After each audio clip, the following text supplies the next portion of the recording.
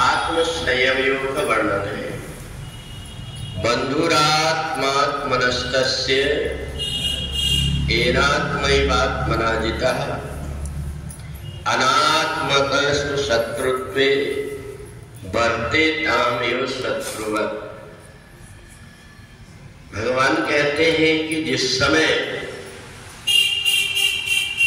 हम अपनी आत्मा का उद्धार हो यह सोच करके कर्म करते हैं तो हम आत्मा के मित्र हैं, भाई हैं। और यदि हम आत्मा की तरफ ध्यान न देकर के संसार को महत्व देते हैं तो हम अपने आप के शत्रु कहलाते हैं। और इसी प्रकार से ये हमारा जो मन है, जिस प्रकार से हमारी क्रियाएं होती है, जैसे हमारी सोच होती है, उसी प्रकार से ये हमारा मन बनने लगता है। भगवान ने जैसे ही अर्जुन को कहा कि इस मन को अपने अधीन करो, तो मन के स्वभाव को देख करके अर्जुन के मन के अंदर एक चिंता हो गई कि चंचलम ही मनाकृष्ण प्रमाथि पर्वतरणम, ये मन तो चंचल है, इस मन को हम वश में कैसे करें? कोई व्यक्ति जैसे वायु को नहीं रोक सकता, ऐसा ये मन है हमारा। हम कहीं बैठे हैं और वो कहीं भाग करके चले जाता है। भगवान ने कहा इसलिए तुम्हें तुमने आत्म संयम योग बताया। अगर तुमने आत्मा को अच्छी जगह में बैठना सिखा दिया, सत्संग में जाना प्रारंभ कर दिए, तो ये मन जब जाकर के वहां देखता है कि ये जगह में अति आनंद की प्राप्ति होती है, तो वो मन धीरे धीरे सोचने लगता है कि अब इधर उधर की भागदौड़ से अच्छा है कि ऐसी जगह में चले जाएं जहां की सुख और शांति मिले।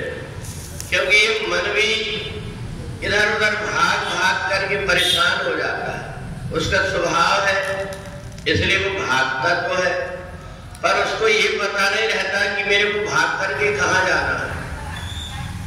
उसका एक स्वभाव भागने का, वो भागते तो रहता है, परंतु जब वो संसार की तरफ भागता है तो उसको कई जगह नहीं मिलती।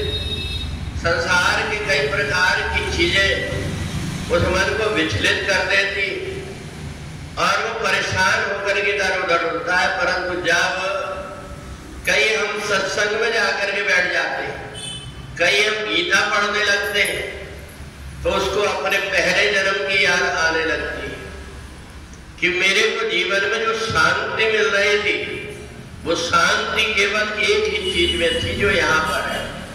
और इसलिए वो धीरे धीरे मन वहीं पर स्थिर होने लगता है। और उस मन को स्थिर होने के लिए धीरे धीरे अभ्यास करना पड़ता है। अच्छी जगह में बैठने का अभ्यास करें, हम अच्छी चीज पढ़ने का अभ्यास करें, अच्छी चीज सुनने का अभ्यास करें। जब ये सब प्रकार से अच्छी चीजों में लग जाता है तो बुरी चीजों से अपने आप भागने लगता है। कोई व्यक्ति अगर ये सोच लेता है कि मैं जीवन में ये भोजन करूंगा, ये नहीं करूंगा, तो भले कोई देखे या ना देखे, परंतु वो सोच लेता है कि मैं नहीं करूंगा ये। और कई बार तो ऐसी चीजें जो खाता नहीं, उपयोग नहीं करता, उसको देख करके उसका मन विचलित हो जाता है, घृणित हो जाता है, उसको उल्टी आने लगती है, वहां से भागता है। ये अभ्यास धीरे धीरे जब करके अच्छी जगह पर जो व्यक्ति जाता है तो अपने आप उसका मन अच्छी चीजों की तरफ लगने लगता है। इसी को भगवान ने आत्म संयम योग कहा। ये आत्मा जब तक के इधर उधर बुरी चीजों में भटकते रहेगी तब तक अशांत रहेगी, और जब ये जाकर के कोई सत्संग में, भजन में अपने आप को बैठे हुए देखेगी तो अति आनंद में होगी। और इसलिए कहीं भागने की आवश्यकता नहीं होती। अपने आप जहां हम हैं वहीं बैठ करके और हम परमात्मा का चिंतन करना प्रारंभ कर दें।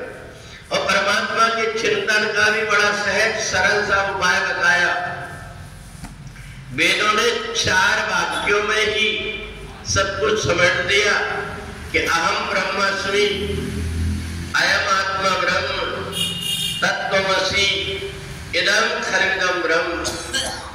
अगर हम किसी व्यक्ति को जाति के आधार पर बांटते तो भेद हो जाता, भाषा के आधार पर बांटते तो भेद हो जाता। वेदों ने कहा कि तुम एक ही चीज के विषय में ध्यान करो, मैं कौन हूं, सामने वाला कौन है, ये संसार क्या है और ये जो कुछ दिख रहा है ये सब में क्या है। तो जब तुम इस प्रकार की धारणा अपने हृदय में उत्पन्न करोगे तो तुम्हें लगने लगेगा कि सिया राम मैं सब जग जानी। ये सारे संसार में इधर उधर बाहर का जो शरीर है वो अलग अलग दिखाई देता है, पर इसमें रहने वाली जो आत्मा है वो परमात्मा का अंश है। ऐसा मान करके जब व्यक्ति रहना शुरू कर देता है तो उसको हर जगह पर परमात्मा का दर्शन और हर परिस्थिति में अति आनंद का अनुभव होने लगता है। इसी को ही आत्म संयम योग बताया गया है।